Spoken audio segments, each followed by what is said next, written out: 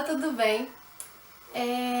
Lá em Eclesiastes 3, diz assim: Para tudo há uma ocasião certa, há um tempo certo para cada propósito debaixo do céu. Tempo de nascer e tempo de morrer, tempo de plantar e tempo de arrancar o que se plantou, tempo de matar e tempo de curar, tempo de derrubar e tempo de construir, tempo de chorar e tempo de rir, tempo de prantear e tempo de dançar, tempo de espalhar pedras e tempo de ajuntá-las, tempo de abraçar e tempo de se conter, tempo de procurar e tempo de desistir, tempo de guardar e tempo de jogar fora, tempo de rasgar e tempo de costurar, tempo de calar e tempo de falar, tempo de amar e tempo de odiar, tempo de lutar e tempo de viver em paz. Eu achei muito interessante a primeira vez que eu vi alguém recitando esses versículos em uma reunião que eu fui lá na igreja.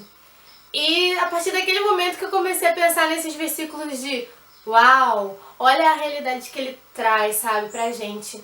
E por isso hoje eu decidi vir falar sobre processos, né? Aqui, como diz em Eclesiastes 3, há tempo pra tudo na nossa vida.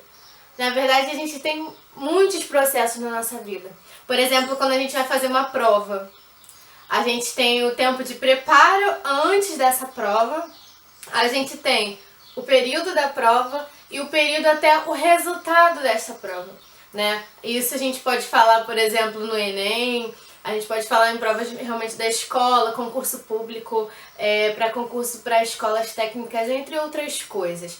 A gente tem esse processo todo que muitas vezes é tão angustiante, né? Porque você não sabe como foi esse resultado, você tem que esperar, porque é um cálculo diferenciado e tudo mais. Mas é um processo. Há o tempo necessário para essas coisas, já foi pré-determinado.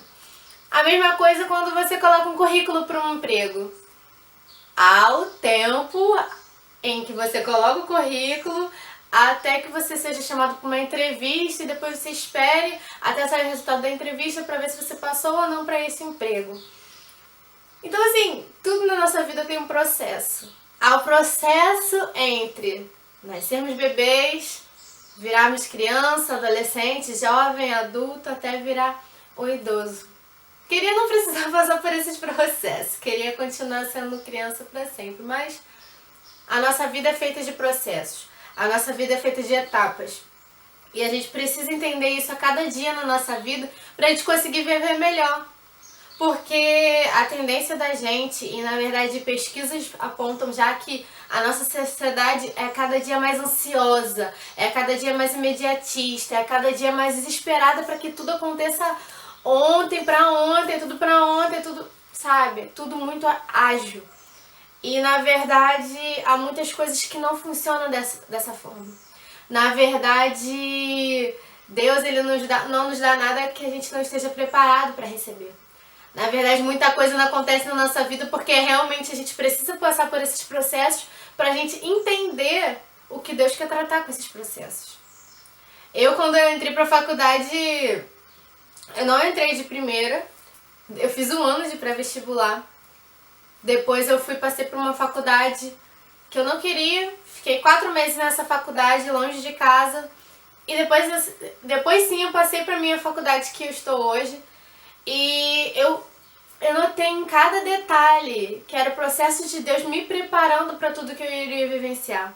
Me fazendo adquirir maturidade, sabe, na minha vida.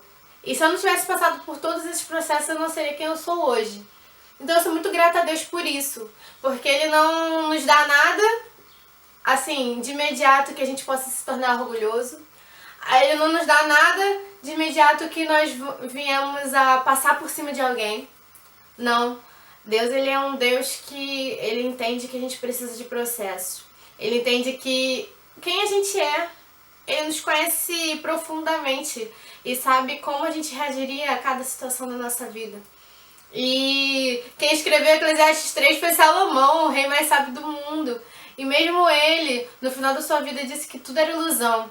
Que tudo aquilo que ele tinha adquirido como riqueza e tudo mais, era tudo ilusão. Porque ele tinha adquirido tanta coisa e ao mesmo tempo ele não tinha sido uma pessoa muito feliz. E na Bíblia a gente também vê outros exemplos de pessoas que passaram por processos. E um exemplo delas muito claro é José. José ele tinha tido um sonho de que ele iria governar sobre os seus irmãos e sobre o seu pai. E eles começaram a odiar mais ainda José do que eles odiavam, porque o pai deles amava muito mais a José do que a eles. E eles começaram a odiar tanto ele que venderam ele para o Egito. E entre esse processo do sonho que ele teve até o realizar desse sonho de José, foram 13 anos. Ele tinha 17 anos quando ele teve esse sonho. Essa passagem, né, tá falando lá em Gênesis 41. E aí ele começa a falar pro faraó, interpretar o sonho do faraó e tal. E aí ele fala assim: procure agora o faraó, um homem criterioso e sábio, e coloque-o no comando da terra do Egito. Né, porque eles iam passar por um período de grande fome. E era essa revelação que ele estava dando pro rei de faraó, pro faraó, né, pro rei do Egito. E aí, logo na frente, disse, pois, o faraó José: uma vez que Deus lhe revelou todas essas coisas, não há ninguém tão criterioso e sábio como você. Você terá o comando do meu palácio, todo o meu povo se sujeitará às suas ordens. Somente em relação ao trono serei maior que você. E aí lá no 46 diz, José tinha 30 anos de idade quando começou a servir ao faraó, rei do Egito. Olha só. Gente, ele tinha passado por prisão. Ele tinha sido jogado no poço pelos seus irmãos, tinha sido vendido como escravo, tinha sido acusado de que ele não foi, tinha sido esquecido na prisão. E agora ele interpreta sonho de faraó. E ele nem tava pensando assim, não, me escolhe aí, tá? Sou a melhor pessoa do mundo. Mas o faraó fala, você é a melhor pessoa para esse cargo. Então ele teve um sonho com 17 anos e com 30 anos ele conseguiu realizar esse sonho.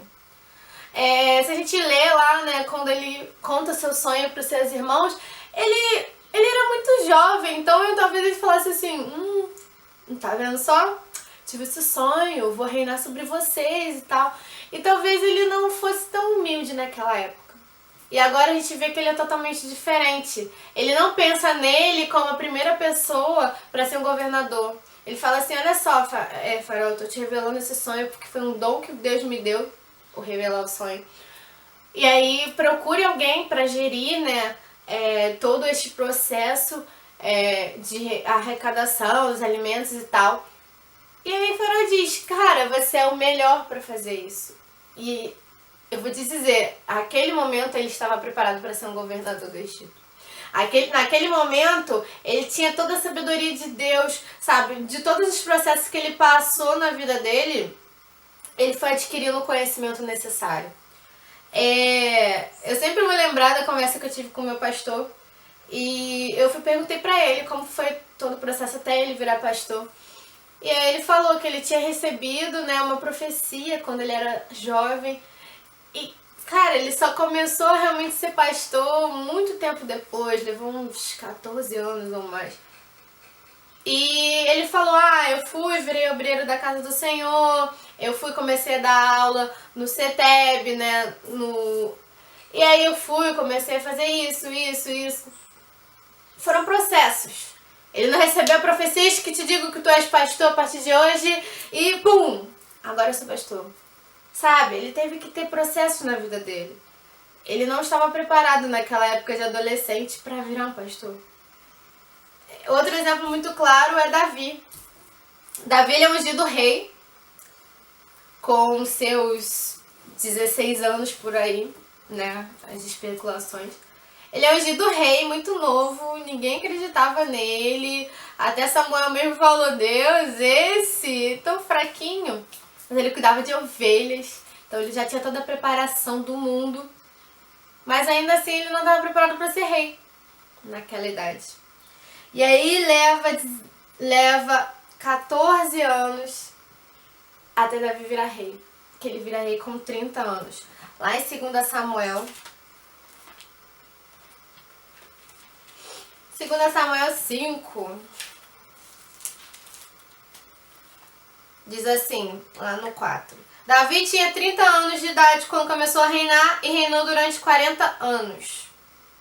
Em Hebrom reinou sobre Judá 7 anos e meio, e em Jerusalém reinou sobre todo Israel e Judá 33 anos. Cara, imagina só, você foi ungido rei. E aí, você poderia fazer o quê? Saul, sai daí, porque agora eu sou o rei, porque eu fui ungido rei. Mas sabe o que ele faz? Quando chamou alguém para acalmar o espírito de Saul, quando ele ficava muito agitado, ele vai. Ele falou, não, eu vou lá tocar harpa pra ele. Em nenhum momento ele pensa, vou matar ele pra eu logo assumir o lugar. Não. Ele falou, vou fazer tudo conforme Deus quer. Sabe, eu vou seguir os processos. É necessário esses processos. Eu ainda não me sinto preparado mesmo. E aí, levam-se 14 anos mais ou menos, até ele virar rei. E que rei que ele virou, sabe? E eu fico pensando, por que a gente tem tanto desespero pelos processos? Por que a gente tem tanto medo dos processos? Na verdade, Deus ele é muito cauteloso, porque a todo momento ele quer nos abençoar, mas ele não pode nos abençoar de qualquer forma.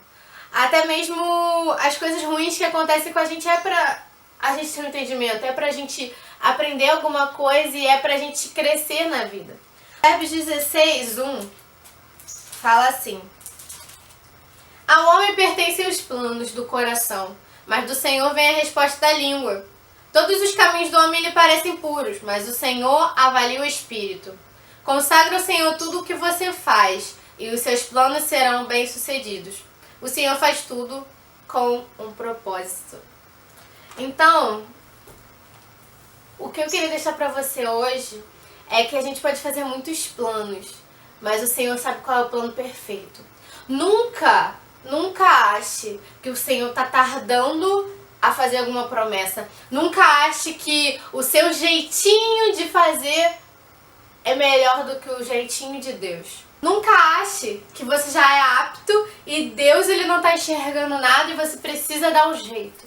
Tudo são processos e você precisa desses processos para crescer em Deus. Você precisa desses processos para ser bem-sucedido e fazer tudo de forma agradável, de forma que você seja realmente bem-sucedido, de forma que realmente as pessoas olhem, caraca, eu vejo Deus nessa pessoa, porque os planos dela dão certo, os planos dela são cautelosos, os planos dela são sensíveis ao toque de Deus. Então seja uma pessoa sensível ao toque e à vontade de Deus e seja bem-sucedido.